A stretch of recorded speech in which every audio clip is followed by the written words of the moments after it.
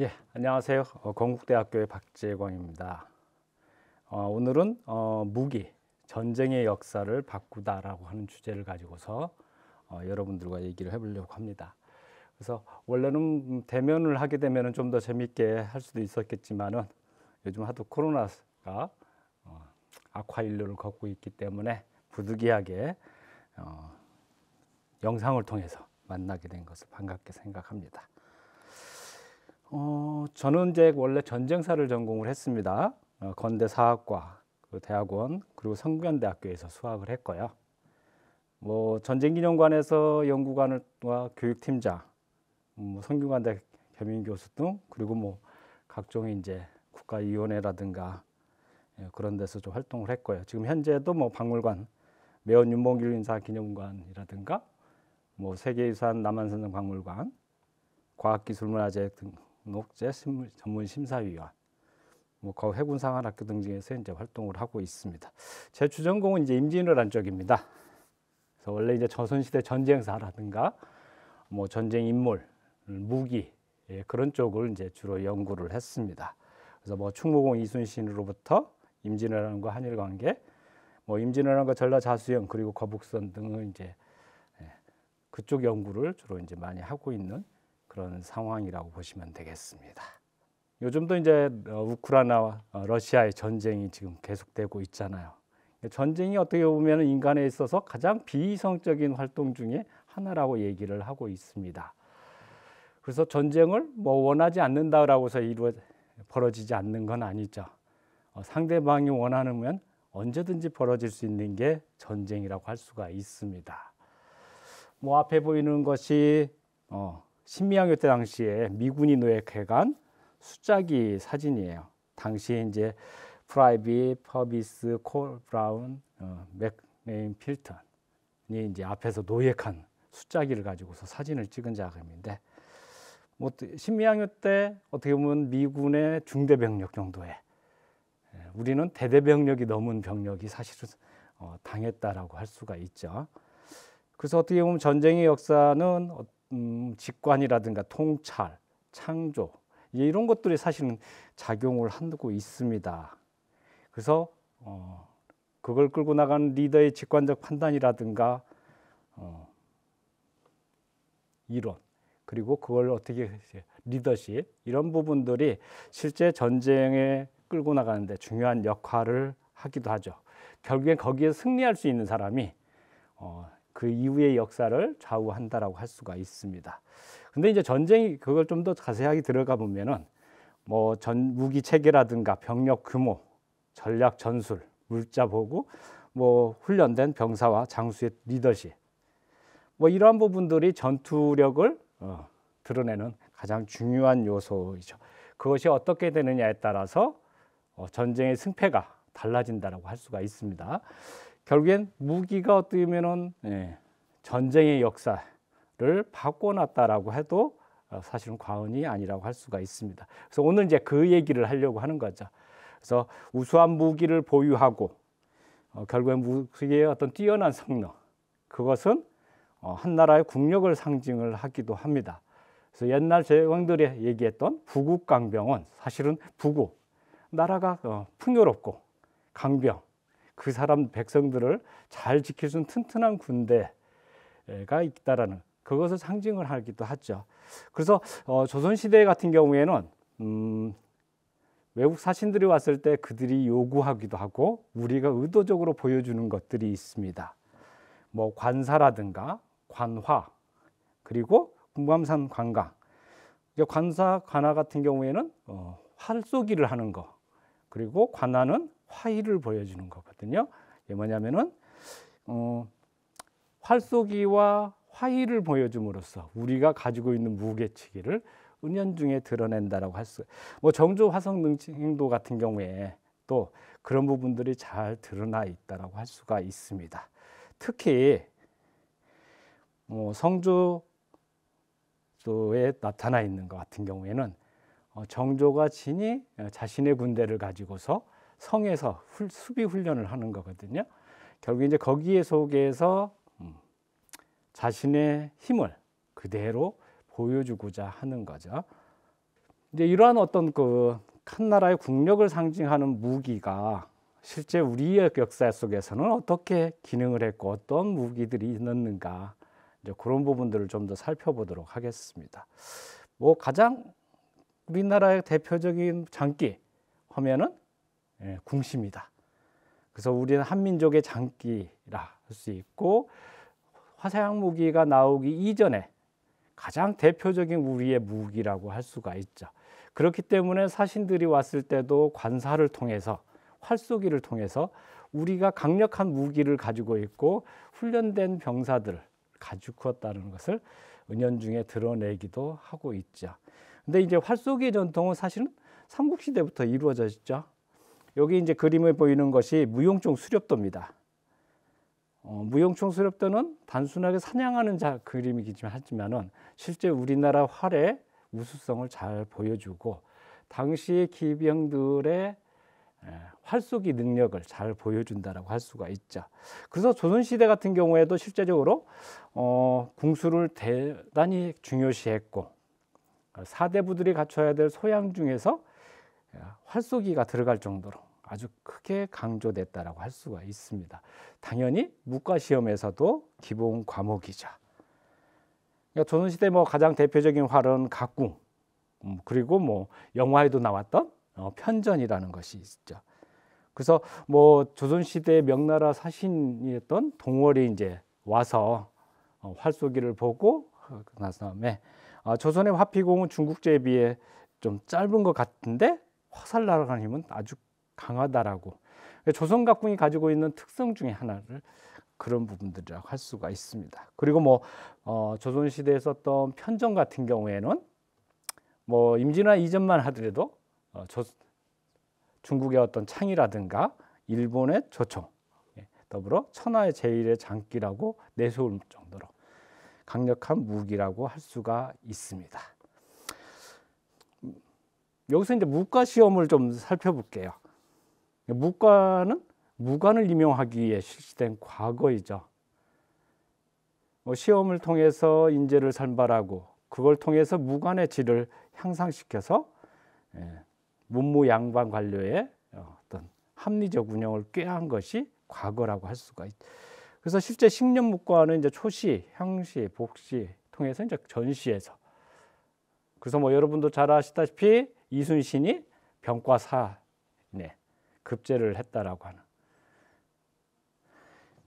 그래서 이제 그 과목에 보면은 실제적으로 무과의 가장 중요한 핵심 과목은 활쏘기라고 할 수가 있습니다. 그래서 목전이라든가 편전이라든가 철전, 기사, 기창, 격구, 뭐 후기에도 역시 마찬가지로 조총이라는 것이 들어가지만은 목전, 철전, 위협전 이런 것들이 활에 관한 부분들이 상당 부분을 차지를 하고 있죠. 여기 이제 사진 그림은 북새선운도라고 하는 함경도 길주에서 무과 시험을 보는 장면입니다. 그래서 그 내용을 좀 더 자세하게 들여다보면은 무과를 보기 이전에 정량국이라는 거 활을 이제 확인을 받자. 시험관한테 자신이 가져온, 그러니까 사실은 활쏘기를 하게 되면은 국가에서 활이라든가 화살을 제공하는 게 아니라 본인이 가져와서 활과 화살을 사용을 하게 되죠. 근데 이제 그 화살과 활이 정규적인 규정된 품목이 아니라면 문제가 될 수 있기 때문에 시험관이 그걸 확인하는 절차를 여기서 이제 하는 것이고요. 그 이후에 이제 기사를 하게 되죠. 여기 있는 이제 이게 허수아비거든요. 화살을 쏘아서 맞출 수 있는. 그리고 이제 뒤에 있는 사람들이 감적관이죠. 이 사람들이 이 허수아비에 화살이 제대로 맞았는지를 확인을 하는 겁니다.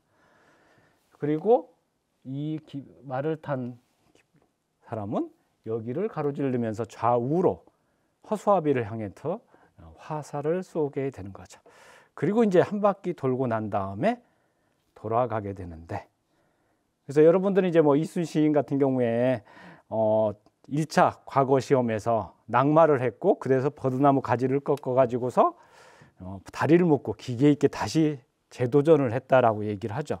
근데 사실은 그때 이미 이순신은 떨어졌습니다. 시간 초과였기 때문에요. 그건 아까 방금 전에 봤던 그림에 보면 나타나 있습니다. 여기에 보면은 주통이라고 하는 게 있습니다. 그냥 지금의 모래시계처럼 정해진 시간 안에 코스를 완주를 해야 되는 거죠. 그냥 정해진 시간에 코스를 완주를 못하면은 시간 초과로 자동 탈락이 될 수 있는 거죠. 그러니까 기계는 좋았으나 낙방을 했고, 그로부터 몇 년 동안 절치부심하여 이순신은 묵과에 급제를 합니다. 물론 이제 이순신이 급제 묵 아까도 했지만은 병과 사이, 그럼 전체 순위로 보면 12등이에요. 그러면 이제 이순신 뭐 강의할 때라든가 보면은 12등 한 게 그렇게 잘한 건가요? 라고 묻는 분들이 있어요. 뭐 장원급제를 많이 했던 인물들에 보면은 잘한 것이 아니라고 생각할 수도 있는데, 근데 활이라고 하는 것, 활쏘기라고 하는 것, 그리고 말 타는 것이, 기사라는 것이 그렇게 쉽지는 않습니다. 자비로 비용을 충당을 하고 수시로 그것을 훈련을 해야 되기 때문에 조선시대의 양반 관료들, 그리고 관리들을 뽑아서 묵과를 보는 것 자체가 사실은 양인들에게까지 폭을 넓혀 놓긴 했지만은 비용이라든가 여러 가지 그런 것들 때문에 쉽지는 않아요. 그렇기 때문에 보인 신분보다는 현직에 있는, 그러니까 조선시대 묵과라든가 문과는 내가 현직에 있다 하더라도 얼마든지 다시 시험을 봐서 계속 승차할 수 있습니다. 장원이라든가 좀 더 높은 직급으로 올라갈 수 있는 일종의 승진 시험 비슷하게 이용하기도 하죠. 그래서 율곡 같은 경우는 9번 시험을 봐서 다 장원, 그래서 구장원이라고 얘기도 하잖아요. 결국 이제 그런 부분들이기 때문에 이때 당시에 이순신이 시험 봤을 그 당시에도 사실은 많은 사람의 현역들이 있습니다. 그리고 이제 민간인이라고 할 수 있는 현역 신분이 아닌 사람이 몇 사람 안 되는데 그 네 사람 정도가 됐죠. 그 중에 한 사람이 이순신이었던 거죠. 그러니까 실제적으로 현역들과 같이 이제 겨루어서 12등을 한 것이고, 결국엔 그렇게 보면은 또 보인 중에서도 가장 우수했어요. 그러면 결코 이제 이순신이 성적이 나빴다라는 것은 아니라는 걸 알 수가 있는 거죠. 뭐 이렇게 이제 그 조선시대 각궁, 그럼 조선시대 각궁의 어떤 형태냐? 그걸 잘 보여주는 것이 바로 이제 이겁니다. 이성계의 어궁이라고 얘기되는 겁니다. 이 사진은 일제 시기에 조선사 편수에서 찍은 사진입니다. 어디에 있는 것을? 함흥에 있는 봉궁이 있죠. 견주에 경기전이 있는 것처럼 함흥에 봉궁이 따로 있습니다. 거기에 이순신의 어궁이라고 보관되어 있는 활이 있다라는 거죠. 여기에 보면은 활 이렇게 풀어져 있는 형태, 그리고 가운데 궁대가 있고요. 옆에 화살통이고 활통이 형성돼 있고 화살이 이제 놓여져 있는, 여기에 이제 고자 부분이라든가 활체 형태를 보면은 조선시 전기의 활의 모습을 잘 보여주지. 근데 이제 이렇게 놓으니까 사실은 잘 모르죠. 활을 풀어놨기 때문에. 원래는 이제 이렇게 풀어져 있는 활을 시위를 얹으면 이런 형태로 휘어지게 되죠.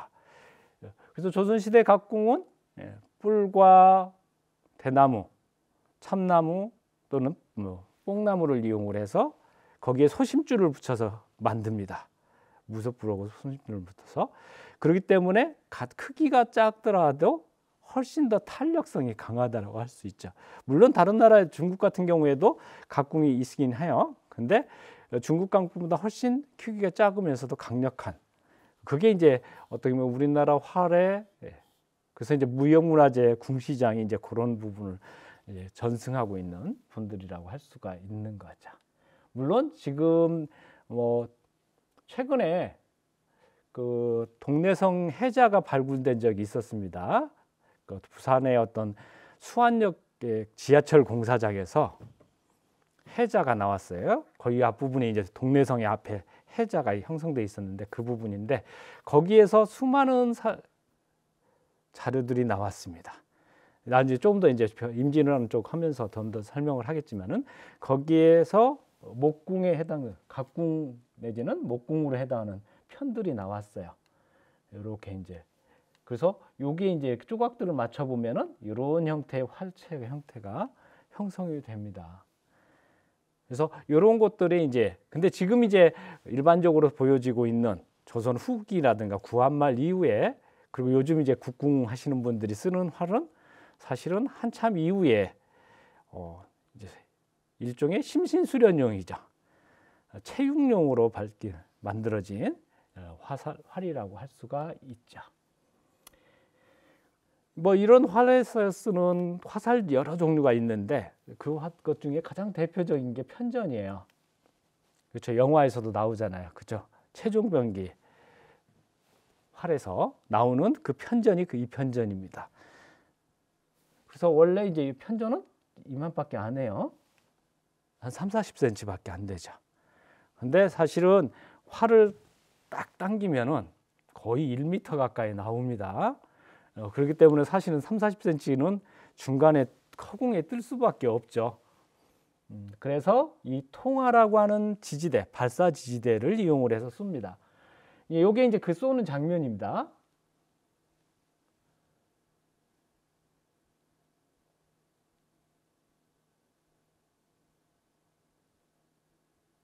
자, 쐈죠. 쐈는데 사실은 이 앞으로 떨어지는 게 있습니다.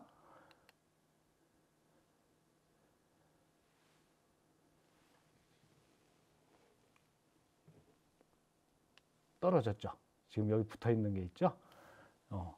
그래서 그 일부 그냥 단순하게 보면은 화살이 쏘아 날아가질 않고 이렇게 그냥 아래로 떨어진다라고 생각을 하죠.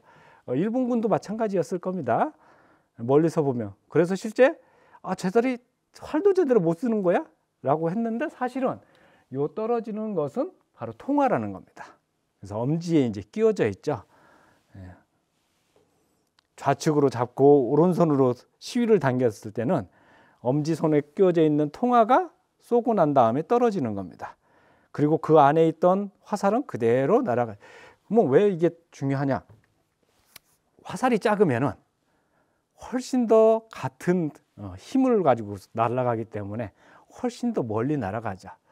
그래서 뭐 일부에서는 천부도 날아간다라고 하는데 천부까지는 날아가는 게 쉽지는 않은 것이고 그렇지만은 일반 철전이라든가 위협전에 비해서 훨씬 더 많은 긴 사거리를 지녔다는 건 분명하다라고 할 수가 있습니다.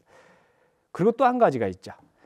그 한 가지 또 그것은 뭐냐면은 실제 이제 화살은 주어서 얼마든지 쏠 수 있습니다. 그러니까 적이 쏜 것을. 그래서 적벽대전 같은 경우에 보면은 조조와 싸웠던 제갈량이 화살이 떨어지자 빈배를 허수아비를 세운 빈배를 보내서 적이 거기에 화살을 난사하게 만들고서 그 화살을 회수하는 장면들이 나타나죠. 기록들을 보면 바로 그거죠.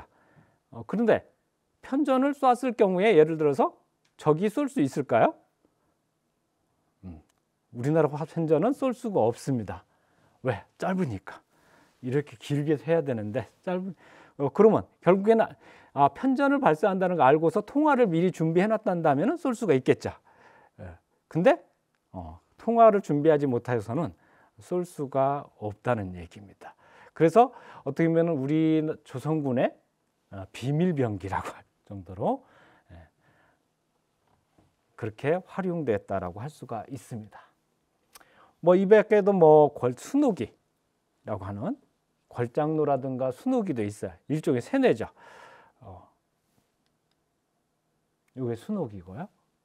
요거는 이제 활과 기능이 조금 다릅니다. 그러니까 활은 몸을 완벽하게 나어 세운 상태에서만 가능합니다.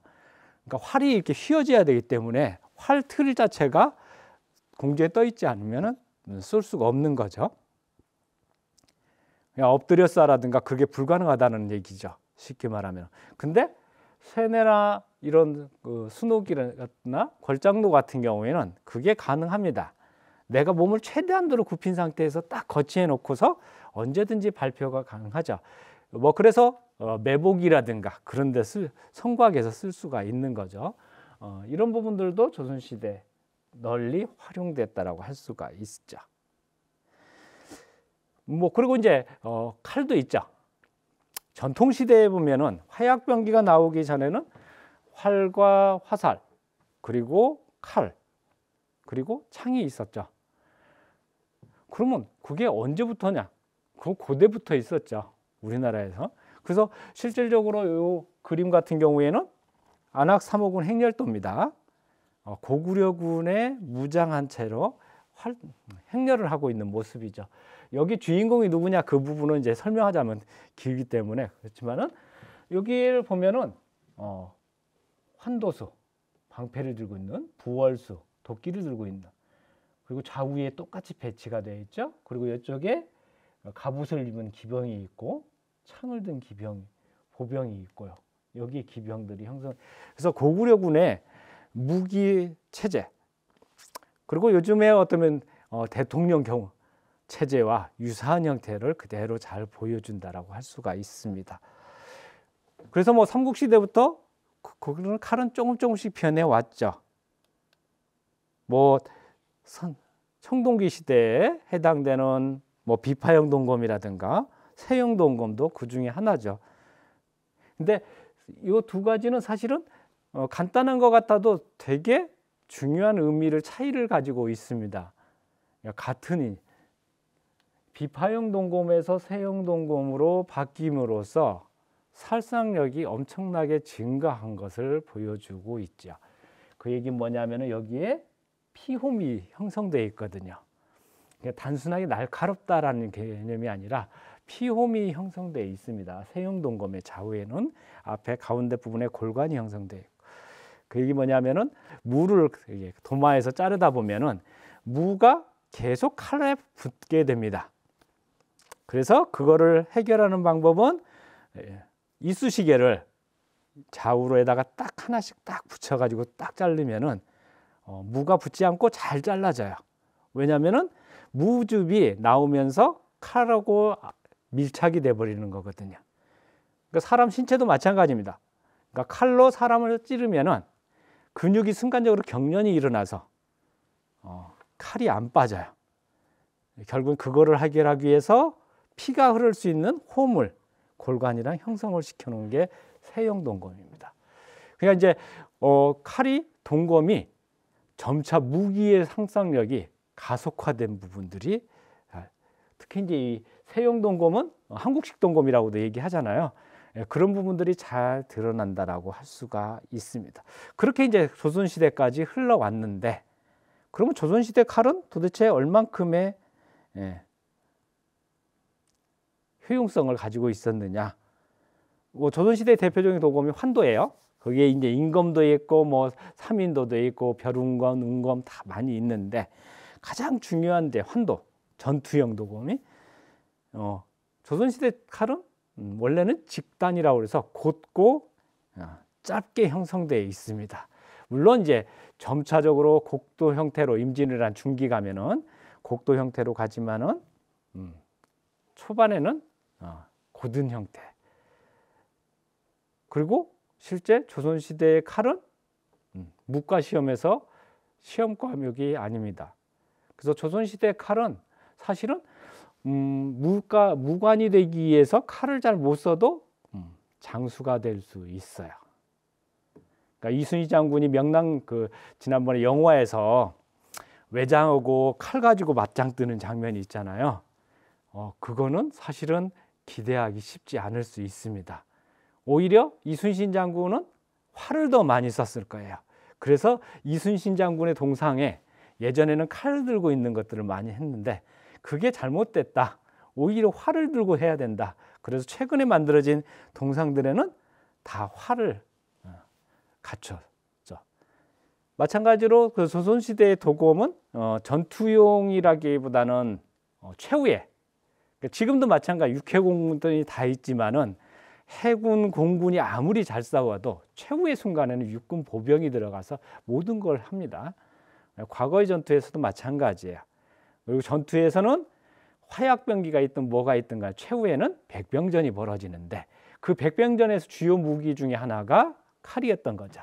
그래서 가신을 보호하기 위한 그런 부분들이 잘 갖춰져야 되는 거죠. 그래서 임진왜란이 끝나고 난 다음에 그러면 칼이 발전 안 했냐? 임진왜란 이후에 칼이라든가 그 무예가 칼과 관련된 무예들이 발전을 해요. 그래서 정조 때까지 쭉 이어져서 무예도부 통지라고 하는 교범으로 나타나죠. 거기에는 뭐 제도검을 비롯해서 여러 가지 우리나라의 칼, 그거는 이제 중국에서 이제 그런 것들을 도입하기도 하고 그것과 관련해서 좀 무예로. 그건 왜냐하면은 최후의 순간에는 결국엔 내 몸을 보호할 수 있는 것, 병사들을 보호할 수 있는 건 개개인이 가지고 있는 무예 능력이 그리고 그들이 가지고 사용하는 칼이 있었기 때문에 결국 이제 그런 부분들을 강조하고 발전을 시켜야지. 그렇다고 해서 이제 정조 때 무예도부 통지를 자꾸 얘기하면은 그러면 정조는 때는 총이 없었느냐? 아니에요. 그때 당시에 총이 거의 전체 병사의 50% 이상이 다 총으로 무장을 하고 있습니다. 근데 이제 총이라고 하는 것이 한계가 있죠. 왜? 일단은 화약이 떨어지거나 탄환이 떨어지면은 지금도 마찬가지지만 무용지물이 되는 거죠. 결국에 그렇기 때문에 그들이 최후의 순간에 보호할 수 있는 건 결국엔 칼인 거예요. 그게 요즘에 편에서 나온 것이 뭐냐면은 총에다가 착검하는 총검이 바로 그 의미입니다. 이제 그렇기 때문에 이제 당시 임진왜란 당시에 뭐 서구 선고사 같은 경우에도 고라인들이 사용하는 무기가 매우 빈약했다. 특히 칼의 길이도 짧고 매우 짧고 가늘었다라고 하는 그런 얘기도 하고 있습니다. 뭐 근데 사실은 이제 전쟁에서 가장 많이 나타나는 부분도 칼이기도 합니다. 뭐 각 의병장 임진왜란 때 의병장했던 곽재우가 썼던 칼들도 남아 있고요. 유성룡, 정기룡 장군이 썼던 칼도 있죠. 이렇게. 이순신 장군. 물론 요거는 태기련 이무생이라고 하는 사람이 이순신 장군에게 그래서 요즘 동상에 요게 모델로 해서 돼 있습니다. 근데 이제 요 칼은 일본도의 형태를 띠고 있어요. 그래서 예전에 이제 일본도다. 왜 일본다를 이순신 장군의 동상에다 모델로 해서 만들어야 되느냐? 잘못됐다라고 하는 얘기도 있는데 사실은 일본도다. 그 얘기는 좀 틀렸어요. 조선도인 건 분명해요. 왜? 제법이라든가 칼을 만든 제법 자체가 조선도를 만든. 근데 형태는 일본도의 큰 칼에서 모델로 한 거죠. 그럼 왜 그런 거냐? 이 칼은 원래 그 태기련이라고 하는 이무생 칼을 만드는 장인이 이순신에게 만들어서 바쳤습니다. 근데 그들의 이력들을 보면은 왜구들에게 잡혀가서 일본에서 있다가 돌아왔는데 거기서 그들이 했던 것이 칼을 만들고 하던 작업들을 한 거예요. 그래서 그들이 돌아와서 이순신 장군의 군영에서 있었는데 이순신 장군에게 뭔가 해줄 수 있는 것을 찾다 보니까 만들어서 장군에게 한마디 글귀를 달라고 해서 거기를 새겨서 바친 거죠. 요즘 같았으면은 뭐 김영란법에 걸릴 수도 있지만은 아무튼 이제 자신들이 원하는 그것을 했다라고 할 수가 있습니다. 그럼 왜 했을까요? 뭐 당시에 보면은 지금도 명품들을 좋아하죠. 그렇죠? 가방이라든가 옷이든 뭐. 근데 조선시대 사람들은 일본도를 어떻게 생각했을까요? 조선시대 사람들 무관 특히 뭐 후기 가면은 선비들도 일본도를 되게 많이 좋아했습니다. 소장하고 싶어하고 결국 이제 그런 부분들이 있었기 때문에 태기련은 자신의 장기를 이용을 해서 불철주야 국가를 위해서 홀로 싸우고 있는 이순신 장군한테 뭔가 보답하고자 했던 거죠. 그래서 이제 만들었고 이순신 장군은 그거를 옆에 두고서 마음을 다시 다잡으면서 전투에 임했다라고 하는 것이 맞을 거라고 생각. 그럼 실제 이순신 장군이 썼던 칼은 뭐가 있을까요? 뭐 요거는 이제 조금 이견들도 있기는 한데 일제 시대에 나왔던 조선미술대관이라는 거에 이런 내용들이 나와요. 이 칼의 모습과 함께 쌍용검인데 이순신 장군이 실전에서 사용했던 칼이더라. 그래서 박종경이라고 하는 사람이 이제 이완가 박물관에 기증을 했고 그 이완가 박물관에 소장된 것을 조선미술대관에 실어 놓은 겁니다. 이거는 조선시대의 가장 전형적인 환도의 모습을 잘 보여주죠. 그러면 박종경이 어떻게 했냐? 어느 날 이제 훈련대장도 하고 했거든요. 자신에게 누군가가 찾아와서 이순신이 썼던 칼이라고 보여준 겁니다. 예, 그리고 이제 또 며칠 있다가 또 다른 칼을 하나 가서 그게 이제 두 쌍에서 쌍용검이라고 이름이 돼 있는 거죠. 예. 물론 그 사실이 아직까지 이게 100% 맞다, 틀리다라고 장담할 수는 없지만은 적어도 개연성은 충분히 이순신이 사용했을 가능성은 있다라고 할 수가 있죠. 그럼 이 칼이 어디 있느냐? 이완가 박물관은 지금 이렇게 이제 변해서 지금 고궁박물관 내지는 국립중앙박물관으로 이어집니다. 근데 제가 확인한 바로는 아직까지 이 칼이 없어요. 물론 이제 수많은 시간, 이완가 박물관 이후에도 일제 시기도 거치고 6.25도 거치고 많은 시간들이 거쳤면서 실제 문화재에 대한 그런 보존 의식이라든가 그게 강하지 않았기 때문에 누군가에 의해서 아니면 어떤 이유에 의해서 이제 사라졌을 수도 있고 아직 못 찾고서 어디에 처박아져 있을 수도 있다라고 생각이 됩니다. 뭐 찾으면은 이제 좀 더 그런 부분들이 더 접근할 수 있겠죠. 뭐 그리고 이제 그 전장에서 가장 많이 오래 사용된 게 이제 창이라고 할 수가 있습니다. 그래서 고구려 벽화에 보면 삼실종 벽화에는 창을 들고서 기마무사가 싸우고 있는 그런 장면도 나오고 있죠.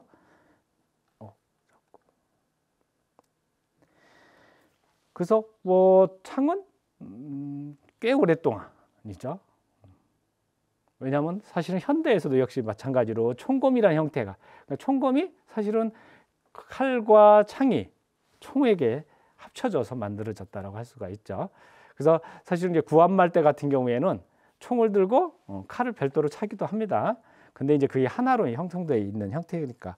근데 이제 창 같은 경우에는 그래도 무과 시험 내용에 들어 있습니다.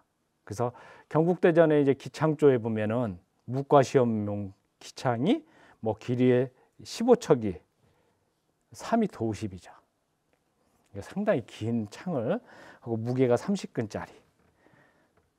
그래서 뭐 임진왜란 때도 이제 그런 거 관련된 자료들도 나와 있습니다. 아까 동래상 해자에 보면은 이제 이런 식의 조성의 창이 보여지고 있습니다.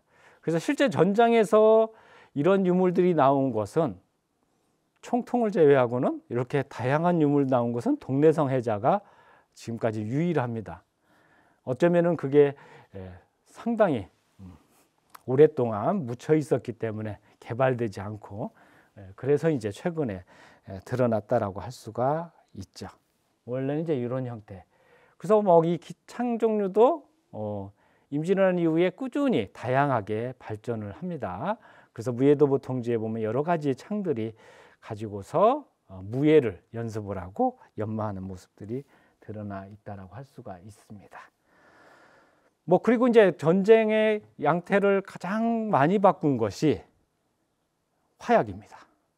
그리고 그거를 이용해서 만든 화약병기죠. 요 그림은 이제 민족 기록화 중에서 최무선이 화약을 만들고 화약과 화약병기를 만들고 있는 우리나라에서는 최문선 때부터 발전을 했죠. 그리고 조선 시대에는 국가 최우선 사업으로 하나가 바로 그래서 뭐 태조 때 같은 경우에는 화약감조청이라고 하는 것을 아예 별도 기관을 설정하고 화차라든가 다양한 총통, 화포들을 만들어냈고 세종 때도 전 세종이 상당히 그런 부분에서는 의미 있다라고 생각이 됩니다. 세종은 우리가 보통 대부분의 사람들이 세종하면 떠올리는 게 문화군주라고 하는 그렇죠. 한글을 만들고 백성을 위해서 천문관측기기도 만들고 농사직서를 통해서 농사도 하고 백성들과 한글을 소통하려고 해요. 그런 민본주의, 문화군주다라고 얘기들을 많이 하죠. 근데 저는 조금 다르게 봐요. 그거 이면에는 사실은 더 다양한, 그래서 우리나라에서 어떻게 보면은 조선시대의 왕 중에서 무기를 가장 많이 만든 분이 그분이기도 합니다. 그리고 우리나라에서 화약병기가 가장 발전했던 시기도 그 시기입니다. 그래서 세종 27년, 30년은 우리나라 화약병기가 가장 최정점에, 그래서 동아시아 3국 중에서 가장 최첨단을 달리는 그런 무기들을 갖추고 있던 때, 그리고 그런 화기 운영 부대를 만들고 사격수를 했던 인물이 세종이에요. 그래서 당시에 이제 만들었던 뭐 여러 가지 총통들이 있어요. 뭐 이총통이라든가 삼총통, 주자총통, 팔처총통, 사전장총통, 세총통, 이런 다양한, 그러니까 요게 이제 그건데 뭐 단순하게 보일 거예요. 여러분들이 보기에는 그냥 대나무통처럼 아주 단순하게 보일 수 있는데 이게 상당하게 과학기술이 도입돼서 만들어지는 거죠. 그러니까 고려시대부터 사용되긴 했지만은 사실은 조선시대에 엄청난 발전을, 획기적인 발전을 꾀한 것이 화약병기라고 할 수가 있습니다. 그 얘기는 뭐냐면은 국가적 사업을 뭔가를 만든다는 것은 그만큼 필요하죠. 그럼 조선전기의 상황은 국가적인 토대도 초기에 왕조가 개창이 되고 난 다음에 초기 상황이잖아요. 그래서 안정화되기도 해야 됐지만은 대외적인 측면에서는 백성들을 안정적으로 보호해야 될 필요가 있죠. 그래서 세종이 생생지락이라든가 부국강병을 굉장히 많이 외칩니다. 생생지락은 뭐냐면은 백성들이 낱날이 살아가는 가운데 즐거움을 느끼는 거. 그러려면은 편안하고 배고프지 않고 편안하게 살아야 되지 않겠어요? 결국엔 그를 위해서는 나라가 풍요로워져야 되는 것이죠.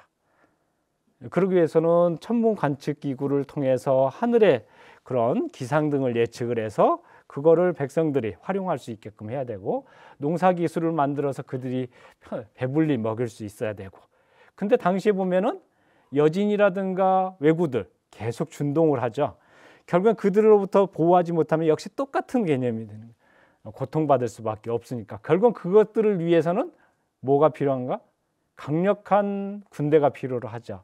그 군대는 재래식 무기가 아니라 강력한 화약 무기로 무장을 해야 되는 거고요.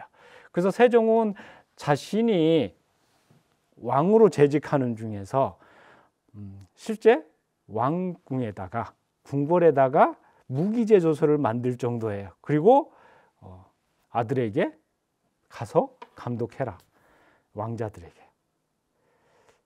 그렇게 해서 이제 만들어진 게 이런 세청통. 제가 이제 우리나라 최초의 권총이라고 얘기를 하는데 이게 총입니다. 요건 여기에 이런 화살을, 그래서 초기 총통 같은 경우, 총 같은 경우에는 화살을 발사한 겁니다. 그러니까 사람의 힘에 의해서 화살을 발사하던 것을 화약의 힘으로 화살이 날아가는 거죠. 그 차이가 뭐냐? 별거 없는 건데 그렇게 얘기할 수도 있겠지만은 사람은 계속 쏟아보면은 지치죠, 그죠?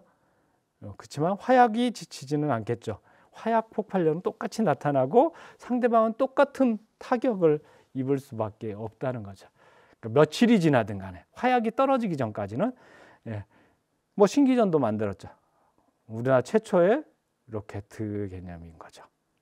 고려의 주화를 개량을 해서, 그리고 그거를 이렇게 도면이라든가 치수가 남아 있습니다. 지금 세종 때가 왜 중요하다냐 하면은 세종은 그렇게 개량한 무기들을 재원화해서 표준화해 가지고서 책자화 시켰습니다. 교본화 그게 이제 총통 등록이라고 하는 겁니다. 그래서 그거는 뭐냐면은 전국 어디에서든지 이 자료 총통 등록을 이용을 하면은 만들 수 있게끔 한 거죠. 그래서 보통은 이제 무기의 표준화라고 얘기를 합니다. 지금 이제 공산품들의 표준화 있잖아요. 그것처럼 무기를 대량 생산할 수 있는 표준화를 그때 이미 한 겁니다.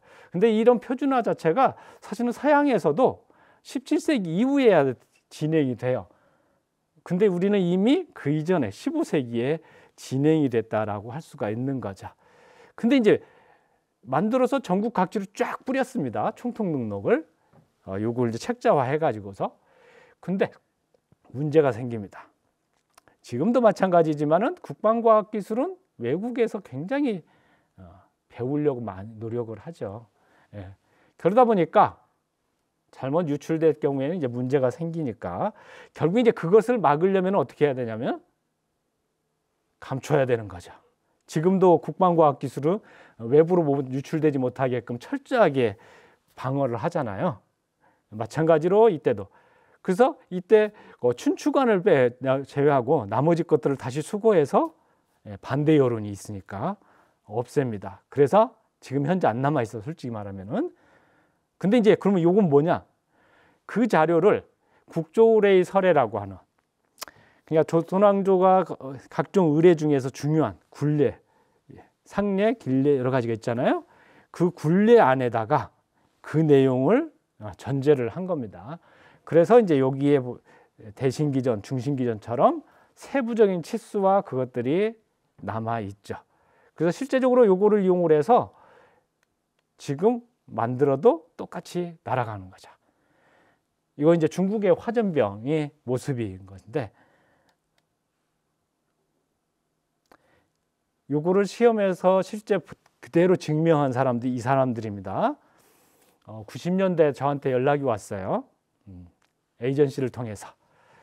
너희 나라에 조선시대 그 로켓이라는 것이 있다고 하더라. 신기전이라고 하는. 그 자료를 좀 줘라. 주면은 자기네가 우리나라 이제 옛날에 그 시험 발사 이렇게 뭔가 실험하는 그런 예능 프로그램 있었잖아요. 그 이전에 이 사람들이 먼저 했던 것을 우리나라에서 받아들였는데 연예인들이 자신들이 이제 만든 겁니다. 만들어서 시험을 해서 실제 쏴봤어요. 물론 이제 완벽하게 날아가진 않았지만은 실제 이렇게 날아가요. 제가 준 자료만으로. 제가 준 자료는 아까 앞에 보았던 도면 자료랑 치수 자료, 그런 자료만 줬거든요. 결국엔 뭐냐면은 그 총통 등록이 그리고 국조의뢰서에 있는 병기도서에 나와 있는 그 자료만 있으면은 사실은 누구든지 만들 수 있다는 얘기가 되는 거죠. 결국 이런 부분들이 세종의 어떤 그런 의지, 부국강병 의지를 잘 드러낸다라고 할 수가 있죠. 물론 이제 그 이후에 이제 왕조회가 거치면서 뭐 쿠데타 때문에 못 만들기도 하고 새롭게 이제 전란이 발생하니까 새로운 총통을 만들기도 합니다. 요거 이제 승자 총통 같은 경우 임진왜란 때 건데 뭐 김지라고 하는 사람이 뭐 개인 화기의 어떤 특성도 살리고 효용성도 늘린 겁니다. 이게 뭐냐면은 그 이전에 총통을 아까 화살을 발사한다고 그랬잖아요. 제가 사전 총통을 발사를 하려면은 사전 총통을 한 번에 4발의 화살을 발사합니다. 그러면 100번을 쏘겠다 하면은 400발의 화살이 필요하죠. 화약을 펴고. 그러면 이만큼 가지고 있어야 돼요. 그러니까 전장에서 이걸 들고서 다닌다라는 것이 쉽지 않겠죠.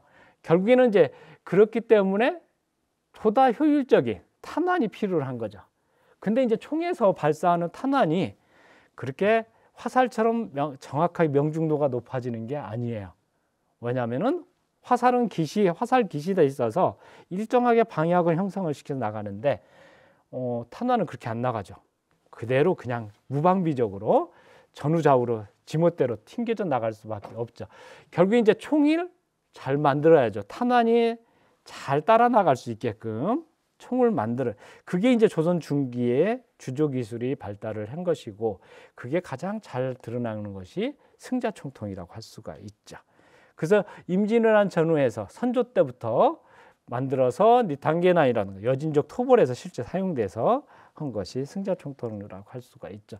그걸 좀 더 발전시킨 게 바로 이겁니다. 요거는 이제 조총처럼 가늠자, 가늠새가 있어서 앞뒤해서 조준이 가능하죠. 물론 방아쇠가 없어서 조총보다는 떨어지지만은 나름대로 이제 조준 사격이라고 하는 것을 도입했다라고 할 수가 있는 겁니다. 최근 몇 년 전에 군기시터, 지금은 이제 서울시 신청사 아시죠? 신청사에 가면 지하에 지금 전시관도 꾸며져 있는데 거기가 옛날 군기시터 자리였습니다. 거기에서 발견된 여러 가지 총통들도 있어요. 이렇게 승자 총통로도 있고, 작년에 인사동에서 거기에서도 총통이 발견됐는데 이게 상당히 중요한 의미를 지니고 있습니다. 거기서 발견된 게 불랑기라고 하는 거예요. 그래서 우리나라 총통에는 명문들이 있어요. 이렇게 언제 누가 만들어서 그거를 한 거는 뭐냐면은 관리 감독 기능을 강화시킨 겁니다. 그러니까 누가 만들었다라는 것을 안다라는 것은 그 사람한테 책임을 물을 수도 있는 거죠. 그러니까 허투루 만드는 게 아니라 제대로 품질 관리를 통해서 만들어야 된다. 근데 이제 그런 것들을 보니까 이 불랑기 자포가 딱 등장을 했는데 이게 명종 때 만들어진 겁니다. 그래서 실제 우리나라의 불랑기는 임진왜란 때 들어온 걸로 얘기가 돼요. 근데 이게 있음으로 해서 명종 때 만들어졌다는 얘기가 되는 거죠. 그럼 이제 고고학적 발굴 성과와 사실은 문헌적 성과가 배치되는 형태로 나타나게 되는 겁니다. 그런데 이 총통이 나옴으로써 그것이 해소가 됐습니다. 왜냐하면은 이 불랑기를 만든 사람 그리고 같이 나왔던 승자 총통이 몇 개가 나왔는데 거기에 여기 이제 김성년이라고 하는 장인 이름이 나옵니다. 군기시에 만력 13년 만력 개미년에 만든 승자 총통이. 그러면 당시에 군기시 안에 장인의 김성년이라고 하는 사람이 등장하는데 그것과 똑같은 그 시기 것이라는 게 증명이 됐죠. 결국 이런 부분들 때문에 결국에 이제 그럼 명종 때 만들었는데 그럼 왜 문헌에는 평양성 탈환 전투 임진왜란 때 이후에 나온 걸로 되느냐? 그건 이제 그 명종 때의 실록 기록을 보면은 서양에서 들어온 중국을 통해서 서양식 화포 하나를 들어와서 그거를 시험 제작했다는 내용이 나옵니다. 그래서 실제 시험 제작을 했는데 쏴봤더니 우리나라 총통의 화포에 비해서 그렇게 뛰어나게 성능이 좋다라고 못 느꼈던 거죠. 그러니까 지금도 마찬가지예요. 지금도 국방과학연구소에서 수많은 무기들을 만들지만 그것이 다 시험 대량 생산까지 가지는 않습니다. 수많은 것들 중에 몇 개만 대량 생산으로 이어지죠. 그래서 이제 사장됐다가 그것이 임진왜란 때 명나라군이 사용하는 걸 보니까 우리도 효용 가치가 새롭게 발견돼서 그때부터 이제 다시 또 만들기 시작을 했다라는 얘기가 되는 거죠. 그런 부분들이 드러나고 있다라고 할 수가 있습니다. 그런 측면에서 그리고 여기에서는 뭐 대장군 대형 화포에 쓰는 화살, 대장군 전초기라든가 장군 전초 이런 것들이 같이 발견돼서 실제 당시에 어떤 우리나라 화약 병기가 뭐가 있었는지 어느 어떤 형태인지를 잘 보여준다라고 할 수가 있죠. 그러면 실제 승자 총통의 탄도 실은 그 사거리는 어느 정도 되느냐? 실제 600보를 나간다고 돼 있어요. 요거는 제가 2011년도에 시험 발사도 해봤습니다. 만들어서 실제 사거리가 최대 700m 이상 나갑니다. 그리고 사람이 맞출 수 있는 실제적으로 사람을 살상할 수 있는 유효 사거리는 160m. 조총 같은 경우에는 100에서 200m. 그러니까 유사하죠.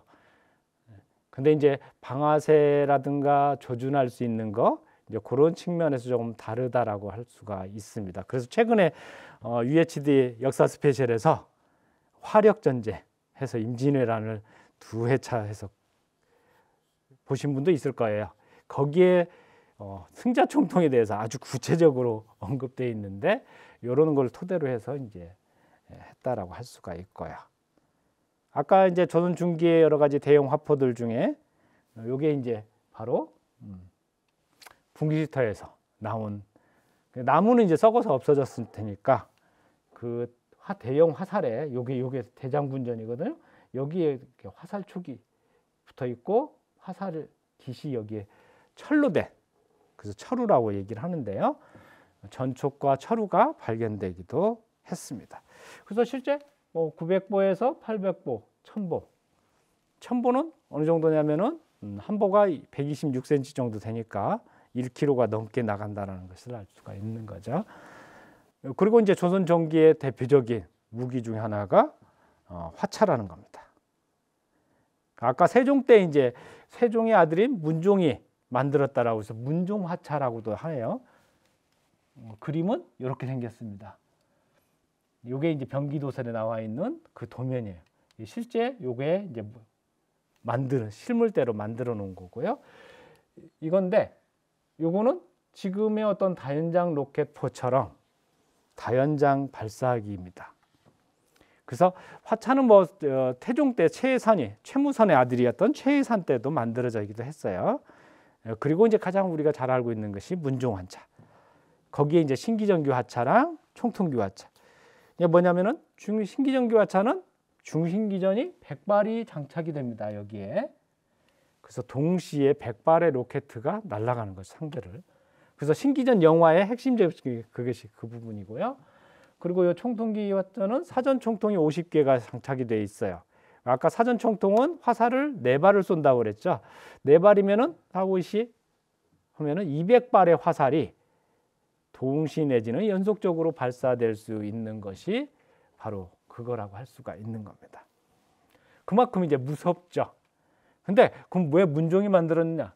그건 세종 기간의 어떤 문종과의 관계의 이렇게 재위 기간을 좀 살펴보면은 알 수 있습니다. 뭔 얘기냐면은 세종은 재직 기간의 상당 부분을 병 때문에 아들에게 대리청정을 맡겼어요. 문종이 대리청정을 한 거죠. 그 대리청정 기간이 무려 8년에 가까이 합니다. 결국 이제 문종은 아버지를 대신해서 하고 본인이 실제 재위 왕으로 재직한 것은 몇 년 안 되죠. 그래서 문종 때 사실은 그 화차가 만들어진 것은 세종 때의 어떤 국방과학 기술이 잘 적용이 돼서 만들어졌다라고 할 수가 있죠. 물론 이런 화차는 그 이후에 이제 다른 걸로도 변화됩니다. 그리고 이제 우리나라도 조총, 사만총 등 같은 그런 무기도 있고 불랑기, 호준포와 같은 것들도 있죠. 이제 이런 무기들이 실제 전쟁에서 어떻게 작용되는지 이제 그런 것들을 전쟁 속에서 한번 좀 살펴보는 걸로 하겠습니다. 자, 그러면 이제 우리의 나라의 어떤 전쟁 속에서 무기가 어떻게 기능하고 영향을 미쳤는지 그 부분을 좀 전쟁 속에서 살펴보도록 하겠습니다.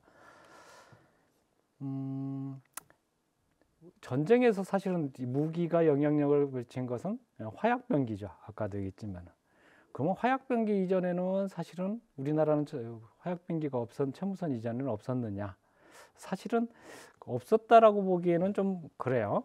1104년에 여진전벌 때 발화대라고 하는 것도 나타나기도 하고 1135년에 화구라고 하는 개념도 나타나기도 하고요. 여몽연합군이 일본 정벌 시에 사용했던 이런 철포들도 있습니다. 이런 것들이 사실은 이제 화약 무기였을 가능성이 매우 높죠. 그런데 그러면 왜 최무선이 때를 상정을 시키느냐? 그게 이제 조금 다른 거죠. 그래서 실제 1356년 공민왕 때 보면은 고려 중신들이 서북면 방어선군을 사열하고 총통을 발사하니까 그 살이 순천사 남쪽까지 떨어져서 깊이 박혔다라고 하는 게 화약병기를 사용했다라는 흔적들은 나타나요. 근데 화약병기를 사용한 것과 화약병기를 만드는 개념은 다르다라고 할 수가 있습니다. 지금도 마찬가지죠. 무기가 비록하면은 다른 나라든 어디서 빌려다 쓸 수도 있고 하죠. 그것을 직접 우리가 만들어서 우리 거로 쓴다는 거 개념과는 다른 개념이라고 할 수가 있습니다. 실제 이제 왜구들이 많이 침탈해 오고 하니까 공민왕 때 명나라에 전함에 사용할 화약병기에 화약을 요청을 하기도 한 기록도 있습니다. 근데 잘 안 줘요. 왜냐하면 화약 무기가 전장에서 중요성이 매우 커졌기 때문에 결국엔 쉽사리 그것을 잘 지원을 하려고 안 하죠. 물론 이제 74년도에 염초 50만 건, 유황 10만 건, 뭐 여러 가지 그걸 지원했다라고 하지만은 그것이 정확하게 왔는지는 명확하지는 않습니다.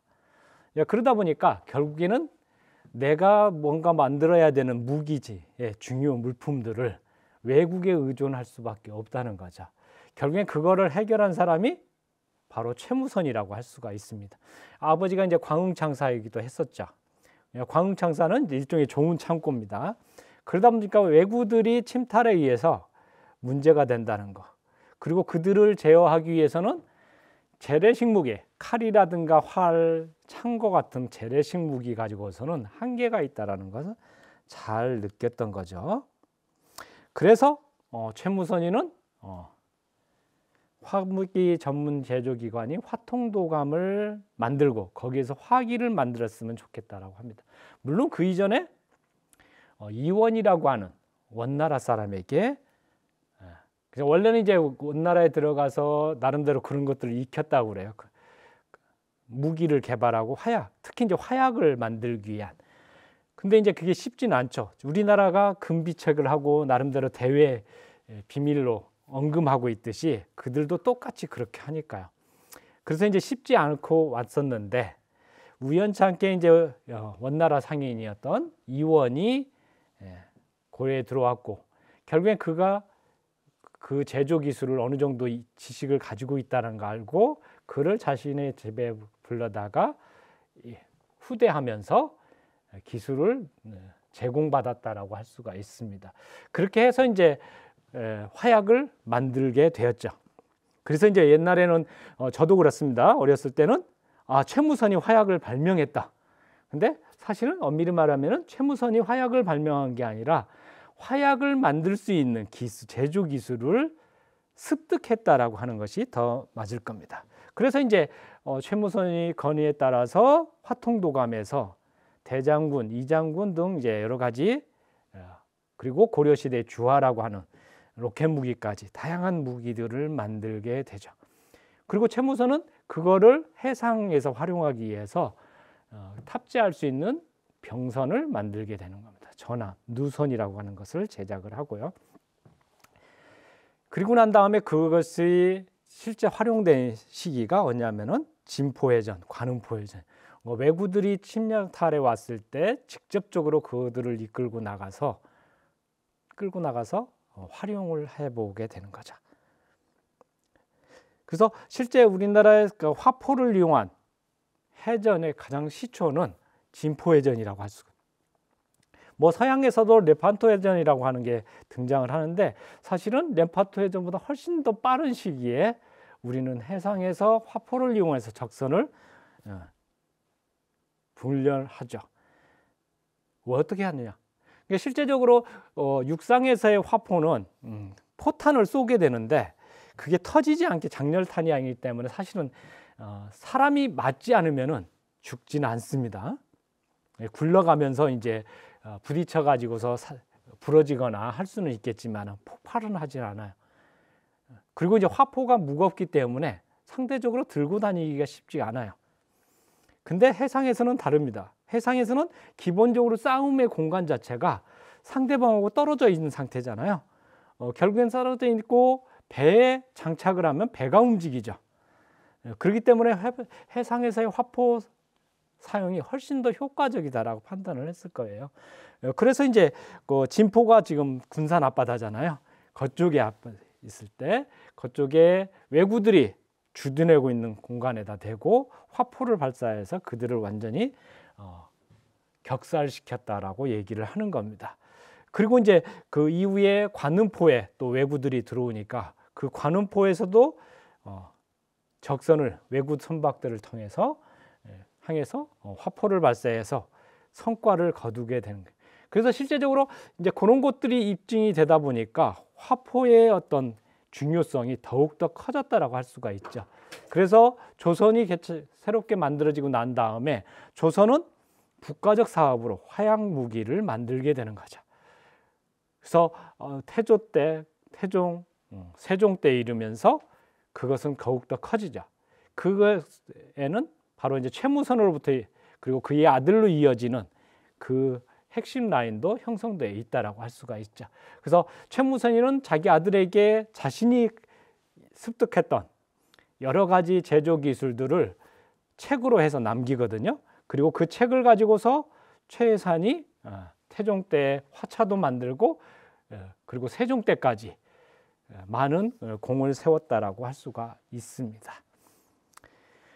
이제 이렇게 세종 때까지 발전됐던 화약 무기들, 그리고 그걸 통해서 사군 육진계척이라든가 대마도 원정 이런 것이 사실은 활용돼서 나름대로의 왜구들의 준동이 점점 줄어들게 되죠. 그렇죠? 그리고 난 다음에 되니까 서서히 이제 평화 시기가 어느 정도 진행이 되다가 바로 임진왜란이 터지게 되는 겁니다. 그러니까 임진왜란 이전까지만 하더라도 조선은 동아시아 3국가에서 적어도 화약 무기에 관해서는 동아시아 3국에서 최상위권 첨단이다라고 자부를 해왔었는데 임진왜란 때 그것이 그대로 깨지게 되는 거죠. 바로 일본군의 조총을 이용한 보병 전술에 당할 수밖에 없었던 겁니다. 뭐 임진왜란 자체는 16세기에 뭐 일본과 우리가 썼던 게 아니라 사실은 명나라까지 그리고 주변 국가 다른 주변들까지 싸웠던 국제정적의 성격이죠. 그래서 초기에 일단은 연패를 거듭하다가 서울까지 함락되고 함경도 평안도 지역까지 유린당하는 상황에서 뭐 각지에 일어난 의순군이라든가 이순신이 이끄는 수군 그리고 명나라 원군의 지원 등을 통해서 해서 서서히 극복해 나갈 수 있었다라고 할 수가 있습니다. 이게 이제 임진왜란의 전반적인 흐름을 알 수 있는 그건데 그거는 시간이 걸릴 것 같으니까 넘어가도록 하고요. 아까 했던 이제 제산의 동래성 앞서 해자 그 부분이 바로 여기 이제 수안역이라고 하는 지하철 공사장 여기에서 이제 대량의 유물들이 쏟아져 나옵니다. 거기에는 수많은 모객들, 돌무더기, 녹슨물들이 출토됐는데 뭐 활동도 있었고요. 그리고 환도 종류, 창 종류도 있었고요. 그리고 갑옷도 있었습니다. 그리고 뭐 토기, 백자, 분청사기 등도 있었고. 근데 여기 보이는 것처럼 인고리도 100여 구가. 그래서 어떤 때는 문은 여기가 날아가는데도 턱이 예리한 칼에 의해서 그리고 이거는 구멍이 뚫린 겁니다. 그러니까 뭐 둔기에 맞았거나 총을 맞았거나 했다는 거죠. 그래서 어떤 뭐 예전에 어떤 분이 그렇게 썼어요. 조선판 킬링필드다라고 할 정도로 아주 잔혹한 상황이 나타났는데 전쟁이 어떻게 보면은 낭만적이지는 않다는 거죠.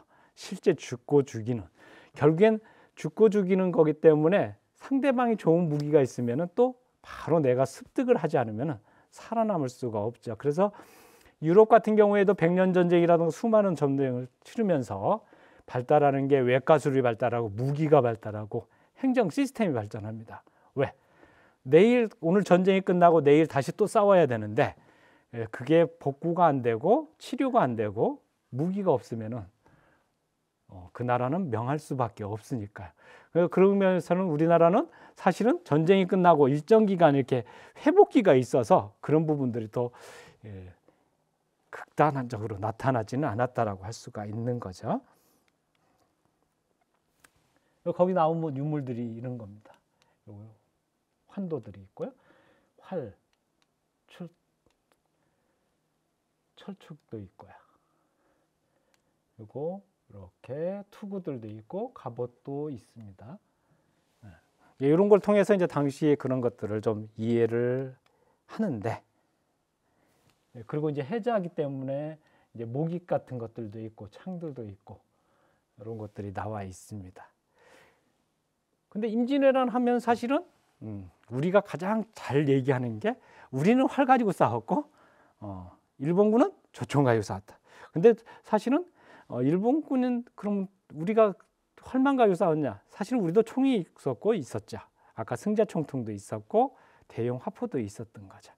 그래서 어쩌면은 일본군의 조총과 우리의 대형 화포의 싸움이다라고 저는 가끔씩 얘기를 해요. 왜? 대형 화포는 조선 수군이 승리하는데 결정적 역할을 했던 거고, 일본군의 조총은 보병들이 초기 전투에 전투를 수행하는데 가장 역할을 했죠. 물론 조총이 100% 일본군이 승리하는데 결정적 역할을 했느냐, 그건 좀 다릅니다. 어쩌면은 칼 때문에 졌다라고 할 수도 있어요. 왜? 최후의 상관에서 전투 도중에 백병전이 벌어졌을 때 일본 사무라이들의 칼 솜씨는, 검술은 우리 그 군사들의 살상하는데 엄청난 역할을 하게 돼요.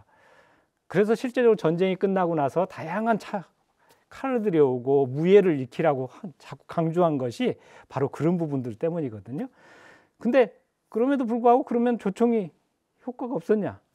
조총은 엄청나게 우리한테 큰 두려움으로 다가왔다라고 할 수가 있죠. 원래 조총이 능중비조, 나는 새도 떨어뜨릴 수 있다. 그만큼. 그러니까 조총이 일본에 들어오게 된 것은 1543년이에요. 우리가 들어온 것은 임진왜란 직전입니다. 근데 차이가 있죠.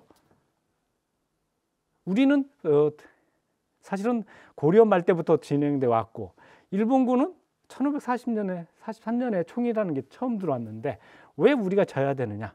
그건 총에 단계적으로 이렇게 발전하는 게 있었는데 우리는 차근차근 발전했던 거고, 일본군은 바로 포르투갈에서 직접 수입돼 가지고 했다라고 할 수가 있죠. 그래서 당시에 일본군이 들어온 것이 자신들은 그렇게 표현을 했죠. 철포, 한자로는 철포라고 쓰고 발음은 무대뽀죠. 그래서 일본 말에 우리도 요즘 쓰는 무대뽀, 그거는 철포도 없이 덤비는 것을 말하는 거죠. 그러니까 우리나라 승자, 소승자 총통하고 형태는 유사하죠. 다만 방아쇠 여기에 용두라든가 그런 부분들이 화문이 다르게 형성됐다. 일본군 조총은 조준의 사격이 가능한 거라고 할 수. 이게 이제 그래서 사격 방식은 이런 식으로 이루어집니다. 근데 요 조총이 그러면 일본군에 들어오고 난 다음에 언제부터 쓰였냐? 일본에서도 효과를 봤던 전투가 나가시노 전투입니다. 오다 노부나가의 철포 부대, 다케다 가스요리의 기마 부대가 맞붙었죠. 여기 앞에 부분이 오다 노부나가의 부대입니다. 그래서 철포 부대가 앞에 전면 배치되어 있는 거고, 기병이 다케다 가스요리의 기병 부대가, 여기에서 이제 철포가 전투에 효과적이다라는 걸 익혔고, 그거를 오다 노부나의 후계자라고 할 수 있는 도요토미 히데요시가 인계받아서 전국을 통일을 하게 되는 거죠. 결국엔 그거를 해외 원정하면 또 이제 그러니까 전투 침략에 이용한 것이 임진왜란이라고 할 수가 있는 겁니다. 그럼 우리는 총이 우리도 있었죠. 아까 승자총총도 있었고 그에 조총 못지않은 사거리를 갖추고 있어요. 다만 이제 일본군은 조총을 가지고서 전술적으로 운영을 했어요. 그러니까 전체 부대원의 최소 15%에서 30%에 달하는 소총 부대가 있었고, 그 소총을 가지고서 전술적으로 보병화시켜서 운영을 했던 거죠. 근데 우리는 총이 있었지만은 그렇게 소총 부대를 운영할 만큼의 그런 게 아니라 단순하게 운영을 했던 것이고요. 물론 이제 대형 화포 같은 경우는 을묘해변이라든가 세종 때부터 계속 끊임없이 이렇게 발전을 시켜서 이렇게 발전을 했어요. 그렇지만은 요거는 바로 이제 해전에서, 그러니까 육전에서는 이제 아까 말했지만 철화는이라든가 대장군전, 장군전 이런 대형 화살은 맞았을 때 성벽을 부시거나 뭐 할 때는 효과적이죠. 전함을 부시거나. 그렇지만 사람을 상대로 하는 데는 상당히 취약할 수밖에 없죠. 수백 명 있는 데다가 쏜다고 하더라도 지금은 그런데 달라요. 지금은 장렬탄이 있고 살상 반경이 예전에는 10m 살상 반경이 지금은 수백 미터 살상 반경을 지니고 있죠. 그러니까 뭐 요즘 뉴스에도 그런 얘기 나오더라고. 우크라이나 민간인이 많이 죽는다. 그럴 수밖에 없는 것이 예전에 그런 포탄의 살상 반경과 엄청나게 커졌다는 거죠. 그러니까 거기에서 군인들만 상대로 해서 쏘는 게 아니라 있는데도 주변에다 쏘더라도 그 주변에 있는 민간인이 살상할 수밖에 없는 상황이 된다는 얘기죠. 마찬가지예요. 임진왜란 때도 해전에서 그러면 우리가 쏠 수 있는 것은 이런 대형 화포인데 적은 우리 가까이 와서 못 쏘는 상태에서 우리가 쏠 수 있기 때문에 효과가 훨씬 더 컸다라고 할 수가 있는 거죠. 그리고 이제 그 포탄 종류에서도 임진왜란 때 개발된 비격진천대 같은 경우는 일종의 시한폭탄이죠. 시간을 조절이 가능해지는 거니까요. 그러니까 당시의 포탄은 터지는 건 유일하게 이 비격진천대입니다. 여기 이제 신관을 여기 이제 목곡에다가 심지를 감는데 그 심지를 감은 길이가 결국은 시간을 좌우할 수밖에 없는 거죠. 그러다 보니까 결국엔 타들어가는 시간, 그래서 성 안으로 쏜다든가 성 밖으로 쐈을 때 일정 시간 날아가서 터지게 되는 거죠. 근데 지금 요거는 그 이후에 이제 구한말 때 가면은 18, 19세기 가면은 서양에서는 이 신관이 전자신관이 되는 거죠. 부딪혔을 때 장렬탄이 발에서 폭발하는. 그래서 실제적으로 그것에 의해서 당한 것 중에 하나가 신명할 때 미군에 의한 포공격이라고 할 수가 있는 거죠. 뭐 그리고 이제 병이중 화차도 주목해야 될 부분이 있죠. 그러니까 아까 문종화차가 사실은 전기를 가서 변하면서 임진왜란 때 변희중이라고 하는 분이 화차를 만들어요. 요걸 만들거든요. 그래서 이거 망암집에 나와 있는 건데 화차의 승자총통을 40개를 이렇게 배치를 합니다. 그래서 실제는 모습은 이런 형태일 거예요. 이게 복원된 형태거든요. 그러니까 전방에 딱 초수처럼 놓고 그러면 적이 여기 진행되어 왔을 때 3면에서 적을 공격이 가능해지는 거죠. 그러니까 기존의 문종화차들 같은 경우에는 화력도 좋고 좋아요. 훨씬 좋죠. 문제는 운용하는 병사들이 밖으로 노출돼 있어요. 그러면 병사들이 노출해서 병사들이 당하면은 그 화차는 적에게 그대로 빼앗길 수 있는 거죠. 그거를 방지하기 위해서 만든 것이 고안된 게 바로 변희중 화차라고 할 수가 있는 겁니다. 그래서 실제적으로 행주산성 전투에 제공을 해요. 그러니까 변희중이라는 분이 전라남도 장성의 분이에요. 그래서 소모사, 조도사도 하고 군기시에서도 근무를 했던 분이에요. 그러다 보니까 이제 병기에 관련된 지식들을 좀 알고 있었고 전쟁을 초기 전투를 치르면서 일본군의 전술에 맞서서 우리가 쓸 수 있는 것이 뭐가 있을까 고민해서 본인의 사제를 털어 가지고서 만드는 것이에요. 그렇게 해서 이제 200량을 만들었고 뭐 일부에서는 이제 300량이라고 얘기도 하기도 하는데 그 중에 40량을 행주산성에 있는 권율 장군에게 제공을 했다라고 얘기를 합니다. 그래서 행주산성 전투에서 그래서 행주산성 전투 같은 경우는 우리는 2,300명 군인으로 따지면 적은 3만 명이에요. 10배가 넘죠. 보통 공자와 방자에 하면은 적이 공격해 왔을 때 내가 지형지물을 한다 하더라도 3배 이상을 감당하기 쉽지가 않습니다. 뭐 3배 정도는 가능하다라고 얘기를 하죠. 그런데 10배 이상 되는 병력을 감당할 수는 없던 거죠. 근데 이제 행주산성 자체가 일부로만 올라올 수 있어요. 3면에 올라올 수 공격돼서 할 수가 없고 일부에 지금의 이제 행주산성 지금 전망대로 올라가는 그쪽에 일부 이렇게 기념관이 있는데 그쪽으로만 움직일 수 있거든요. 그러다 보니까 일본군은 제대를 9개 제대로 나눴다라고 나누다 보니까 공격자 숫자가 상대적으로 줄어들었던 거죠. 결국 이제 행주산성에 있던 조선군은 지형의 이점 그리고 화차의 그런 위력을 통해서 방어하는 데 성공했다라고 할 수가 있죠. 그래서 이제 그 이후에 뭐 정조라든가 최남선, 이윤재 뭐 김용광 이런 분들이 변이중 하차에 대해서 대단히 높게 평가를 하고 있죠. 그래서 행선선 전투의 승리에서 변이중 하차가 얼만큼 노력을 했는가 하는 것들을 잘 이제 평가를 하고 있죠. 그리고 이제 실제 이제 이런 전투의 또 다른 흐름으로 나타나는 것 중에 하나가 병자호란입니다. 그러니까 병자호란은 1636년에 청나라가 13만 대군을 이끌고 내려온 거죠. 거기서 이제 남한산성 전투가 벌어졌고 거기에서도 뭐 홍위포를 비롯해서 다양한 무기들이 영향력을 행사하게 됩니다. 당시에 이제 청군의 이제 편성은 이제 이런 형태가 있었죠. 그래서 실제 병력은 4만 5천 명. 이제 다른 것까지 합쳐서 이제 그 정도 병력이 되는 것이고요. 그래서 당시에 이제 송규빈이라고 쓴 풍천유양에 보면은 이런 형태가 나옵니다. 조그만 성이 포위되었고 승량이 고갈되고 지원이 차단되어서 어떻게 펼칠 수 없는 상황이었다.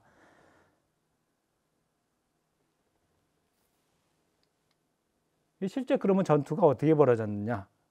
실제 청나라군이 들어오게 되는 것은 12월 15일입니다. 그러니까 임진왜란 당시 조선군은 지연전, 일종의 지연전 형태로 나타나게 되죠. 그래서 선조가 우주로 피난을 가면서 일본군은 계속적으로 올라오면서 기간이 길어지고 공간도 멀어지게 되는 거죠.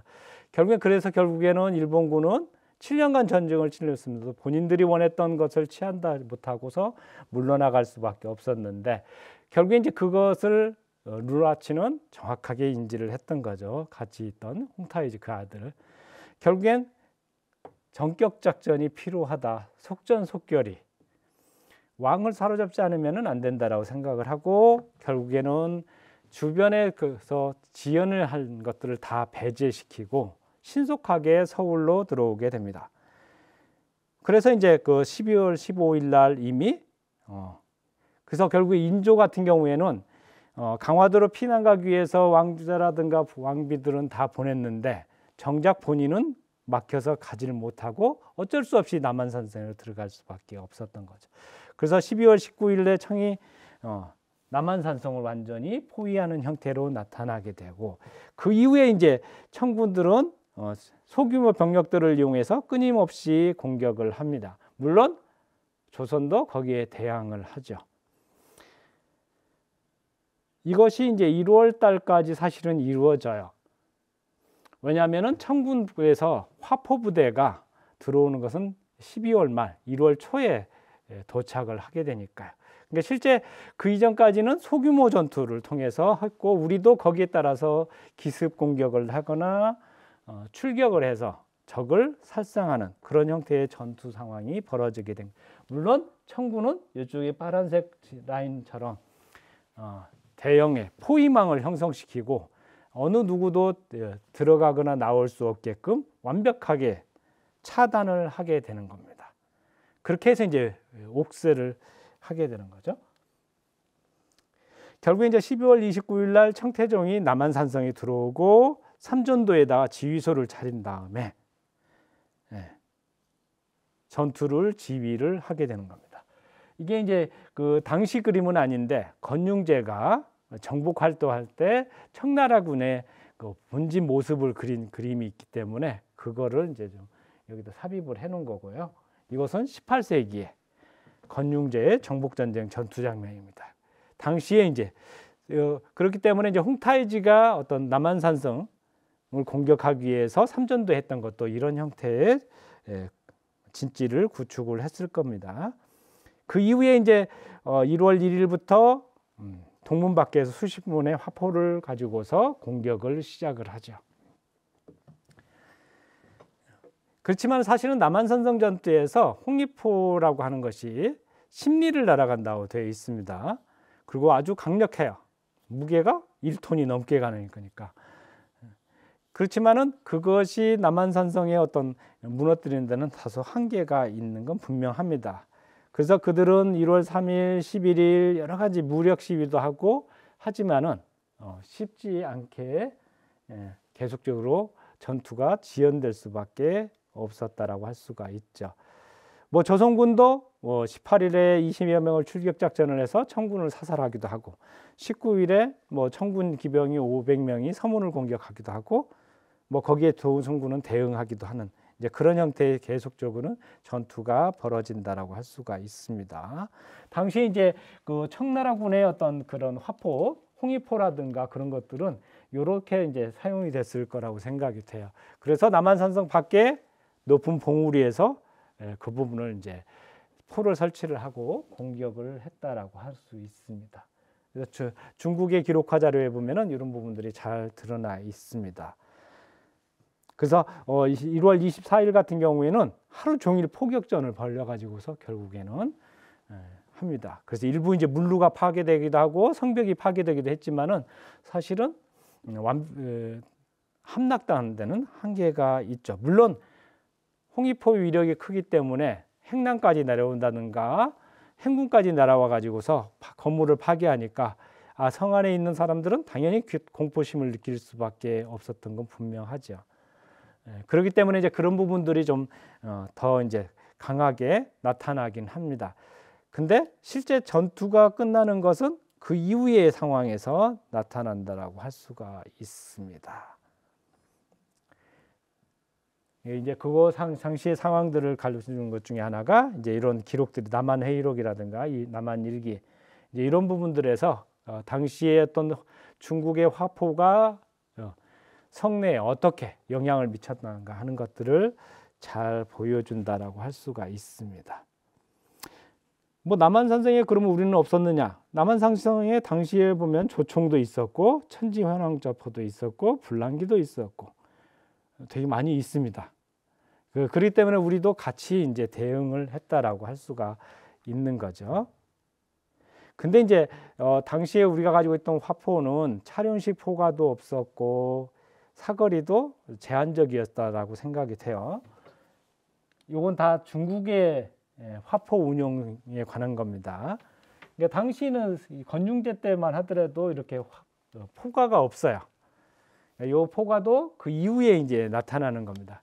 그래서 대형 화포에서 포가가 없다라는 것은 야전에서 끌고 다니기에 다소 어렵다라는 얘기가 되는 거예요. 그러니까 한 군데다 고정을 해서 사용을 했다라고 할 수가 있겠죠. 그러니까 조선 화포도 마찬가지 개념일 수 있는 거죠. 그리고 장렬탄이 없다 보니까 부시거나 깨트리는 수는 있지만은 그거를 사람을 상대해서 입맛 살상용으로 사용하는 데 다소 한계가 있었다라고 보여집니다. 그러다 보니까 조선군의 입장에서도 사거리가 긴 것보다는 오히려 보면서 때릴 수 있는 불랑기라든가 그런 것들을 선호한 걸로 보여집니다. 근데 이제 이런 상황들이 사실 신미양유 때 가면은 조금 더 달라집니다. 신미양유는 1871년 5월 달 5월 30일에 사실은 처음 시작이 된다라고 할 수가 있죠. 당시에 이제 메클라의 중령을 이제 필두로 해가지고서 포함 2척, 소형 함정 4척이 해서 이제 조선을 이제 강화해요. 그리고 서울로 가는 길을 탐측하겠다라고 합니다. 물론 그 이전에는 제너럴 셔먼호라고 하는 사건이 있었고 그 제너럴 셔먼호의 사건에 대해서 조사하고 필요에 따라서는 그거에 대한 해명을 듣고 그렇게 하기 위해서 이제 들어왔다라고 할 수가 있죠. 물론 그 이전에 병인양요라고 하는 사건이 또 하나가 있었고요.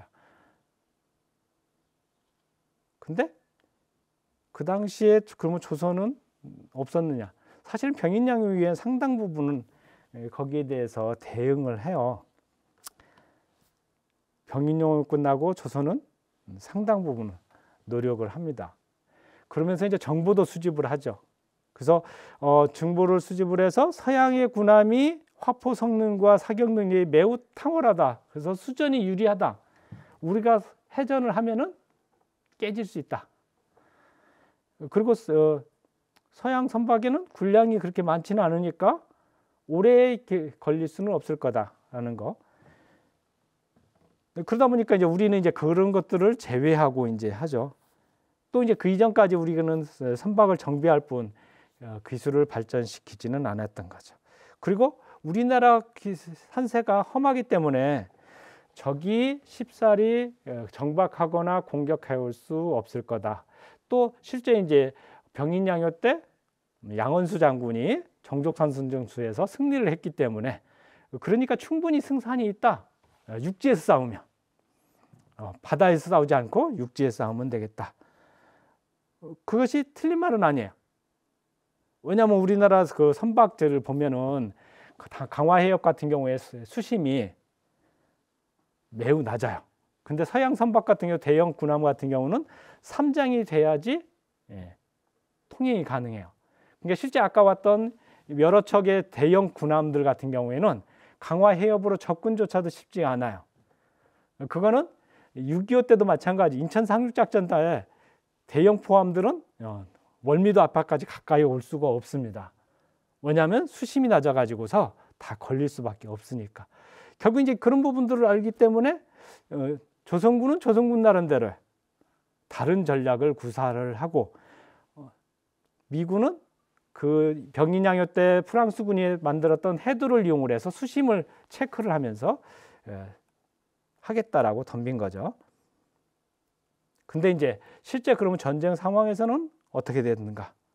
실제 이제 미군이 올라오거든요. 미군이 올라오는데 조선군은 거기에 별다르게 대응을 하지 못합니다. 병인양은 똑같아요. 뭐 영종도에 있던 교종에 있던 방어영도 적극적으로 방어를 하지 못하고, 다만 이제 경계 태세는 계속 유지를 하는 것 같아요. 그래서 보고도 막 올려요. 인천 부사를 비롯해서. 이제 그러다가 손돌목에서 이제 사건이 터지는 거죠. 손돌목 포격 사건이 이루어지는 겁니다. 그러니까 손돌목까지 올라왔는데 손돌목에서는 이제 거리가 짧기 때문에 우리 조선군과 이제 미군 간에 격렬한 포격전이 형성됐다라고 할 수가 있습니다. 이제 그게 이제 빌미가 돼서 결국엔 미군은 6월 1일 날, 5월 16일 날 조선 원정을 선포를 하는 거고 6월 1일 날 본격적으로 들어오게 되는 거죠. 그래서 6월 10일 날 초지진 공격을 하게 됩니다.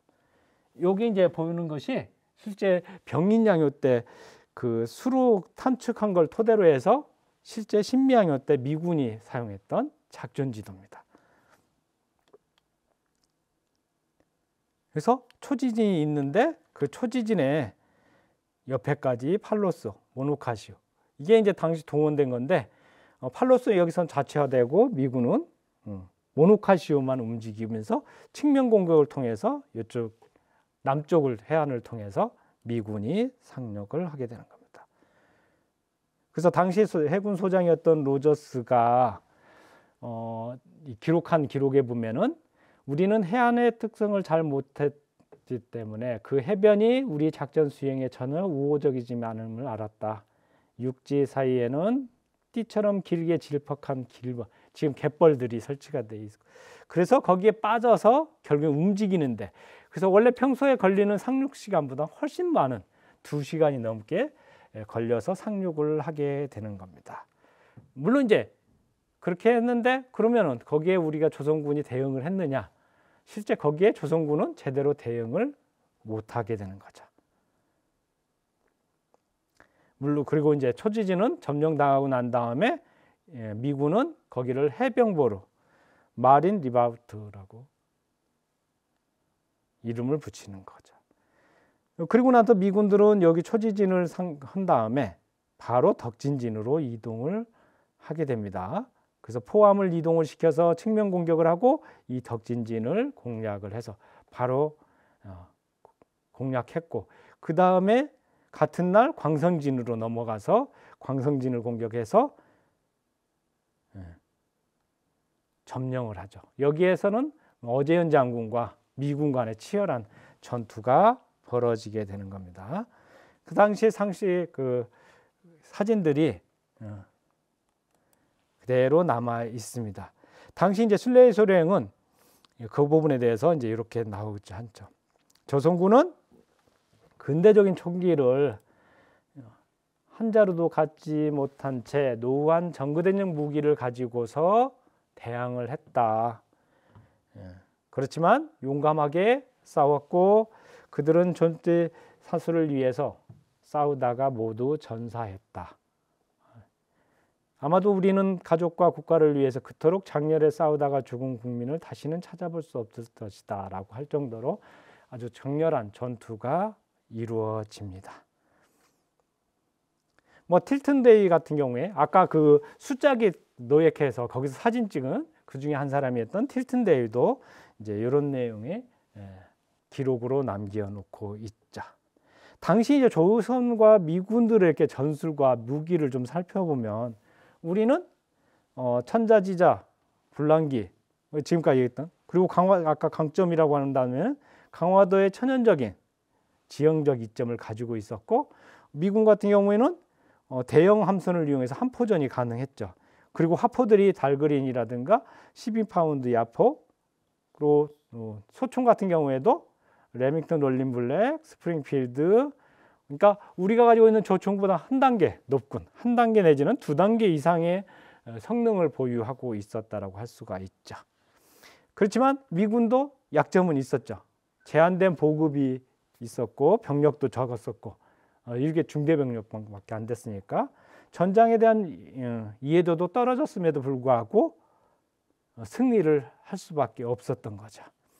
그거는 이제 무기에 대한 이해가 조선군이 약했기 때문이죠. 그래서 당시에 뭐 미군 같은 경우 콜로라도, 알래스카호, 모노카시오, 팔로소 이 베니시아호에 항한 화포들 병력들을 가지고 있었으니까요.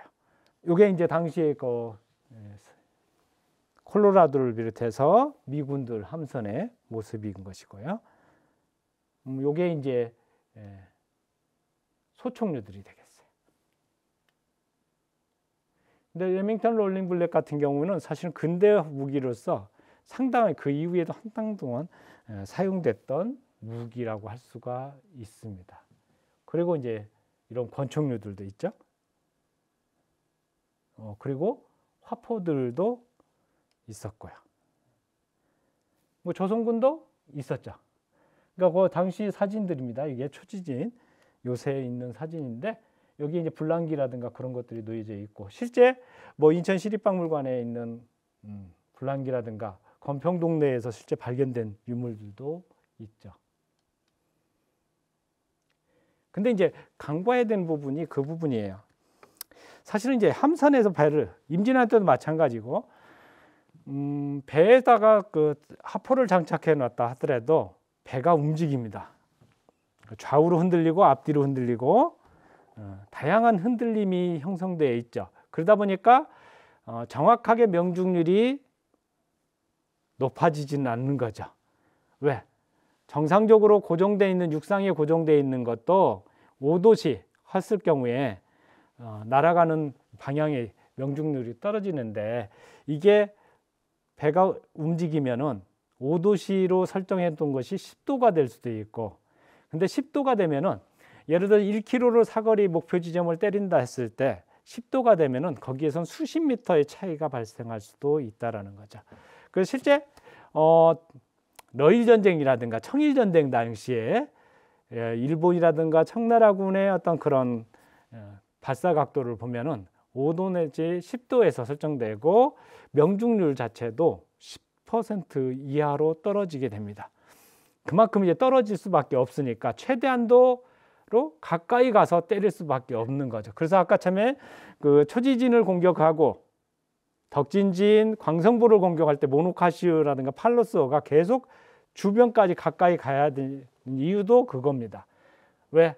가까이 가야지 몇백 미터 앞에서 바로 때려야지 명중도가 높아질 수밖에 없으니까요. 이제 그런 부분들이 있었죠. 그러면 조선군은 어땠느냐? 조선군도 뭐 포가도 있었고 어느 정도 그런 것들이 있었겠죠. 실제 무기들도 많이 있었어요. 근데 이제 이거를 적절하게 야전 상황에 맞춰서 할 수 있는 데는 다소 한계가 있었다라고 할 수가 있습니다. 그 이후에 이제 이렇게 화망을 구성해서 화도진인데 화망을 구해서 적이 열이 들어오는 부분들을 다 화망으로 커버하겠다라고 하는 것은 고정식 포괄을 통해서 포괄 화망을 구성을 하는 거죠. 근데 실제 과연 그게 효과가 먹혔는지는 좀 의문이 돼요. 그러니까 조총도 마찬가지죠. 총도 훈련을 해야 되는 거거든요. 그냥 내가 총을 가지고 있으니까.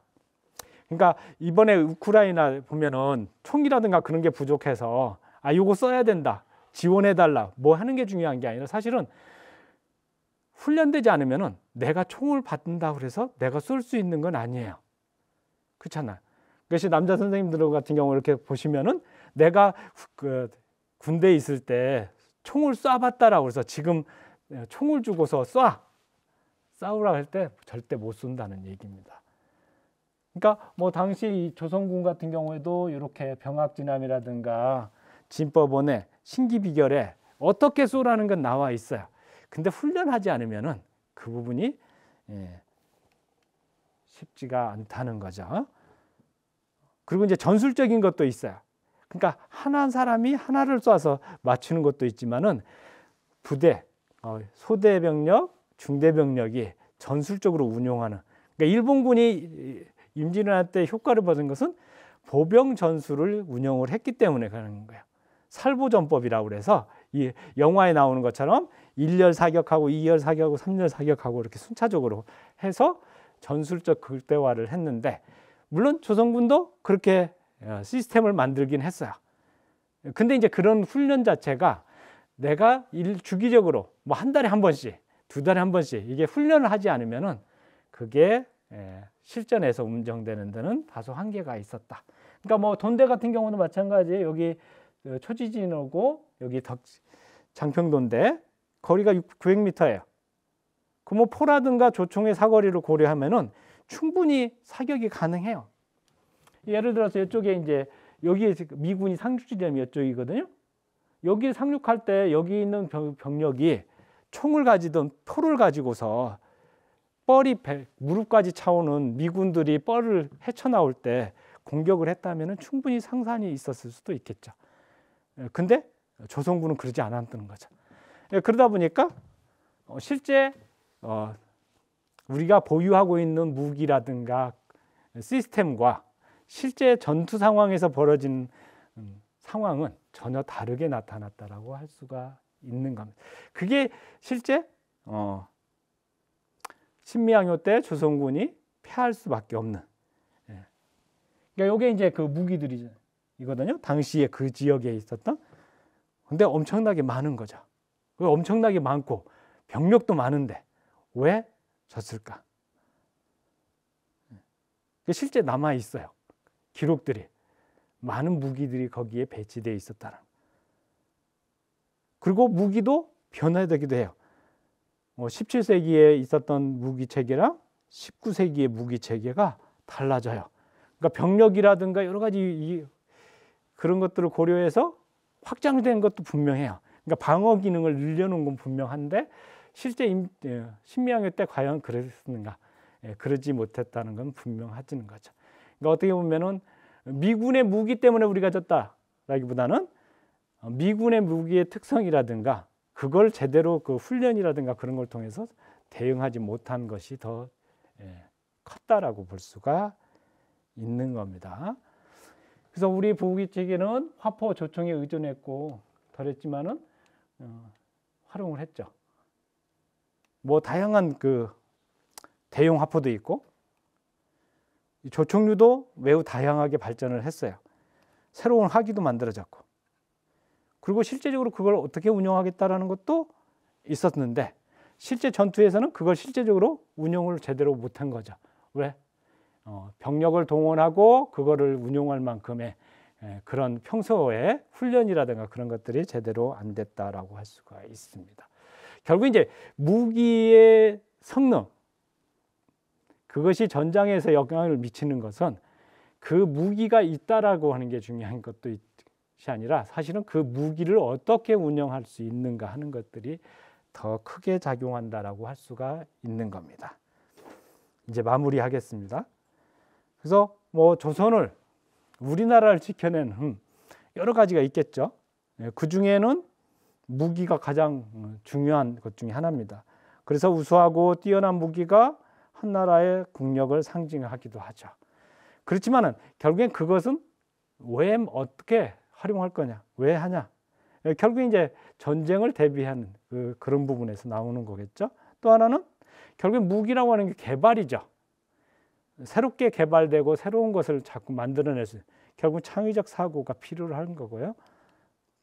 또 결국엔 어떤 위기 상황을 극복하겠다라는 그런 지혜, 그러니까 변이중이라든가 뭐 나대용이든 뭐 최무선이든 다 당시 상황에서 그 문제가 있는 부분을 어떻게 하면 해결하려고 하는 그 지혜에서 나왔다라고 볼 수 있는 거고요. 결국엔 그런 것들은 전쟁을 원하는 게 아니라 사실은 평화를 갈망하기 위해, 평화를 유지하기 위한 그런 수단이 되었다라고 할 수가 있는 거죠.